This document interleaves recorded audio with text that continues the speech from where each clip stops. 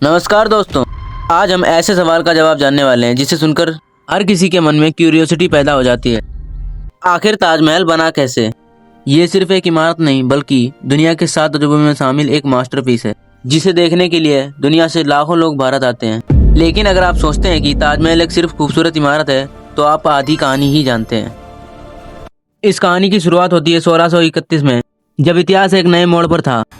उस समय मुगल एम्पायर अपने चरम पर था और दुनिया के सबसे शक्तिशाली एम्पायरों में से गिना जाता था।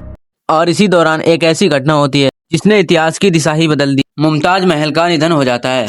शाहजहां इतने दुखी हो गए कि उनका जीवन पूरी तरह से बदल गया और फिर उन्होंने ऐसा मकबरा बनाने का फैसला लिया जो दुनिया ने कभी पहले देखा ही नहीं था।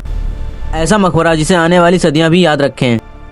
और इस महान निर्माण के लिए जगह चुनी गई आगरा, क्योंकि यमुना नदी के किनारे ऐसी जगह चुनी गई जहां से ताजमहल का रिफ्लेक्शन और भी ज्यादा खूबसूरत दिख सके। यह कोई एक व्यक्ति का काम नहीं था बल्कि एक बहुत बड़े विजन और कलेक्टिव एफर्ट का परिणाम था। हजारों कारीगर, मजदूर और इंजीनियर्स ने मिलकर इस महान मोन्यूमेंट को खड़ा किया। और यह बात आपको चौंकाएगी कि यह एक इंटरनेशनल प्रोजेक्ट था।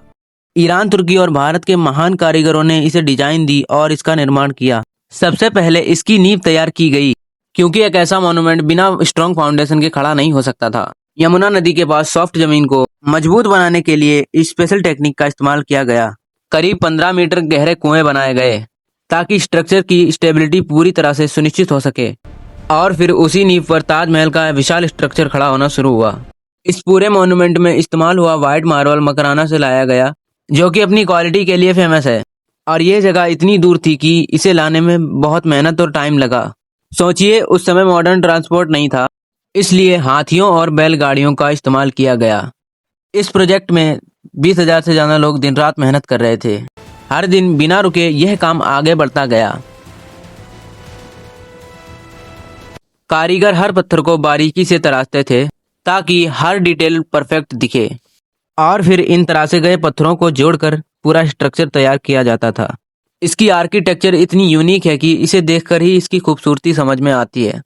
इसमें पर्शियन और इंडियन दोनों स्टाइल्स का बेहतरीन मिश्रण देखने को मिलता है। इसमें डबल डोम सिस्टम का इस्तेमाल हुआ ताकि स्ट्रक्चर और भी स्टेबल और ग्रैंड दिखे। ताजमहल के मीनार हल्के झुके हुए हैं ताकि किसी भी आपदा में स्ट्रक्चर सुरक्षित रहे। इसी इंजीनियरिंग सोच की वजह से ताजमहल आज भी भूकंप जैसी स्थितियों में भी काफी हद तक सुरक्षित रहता है।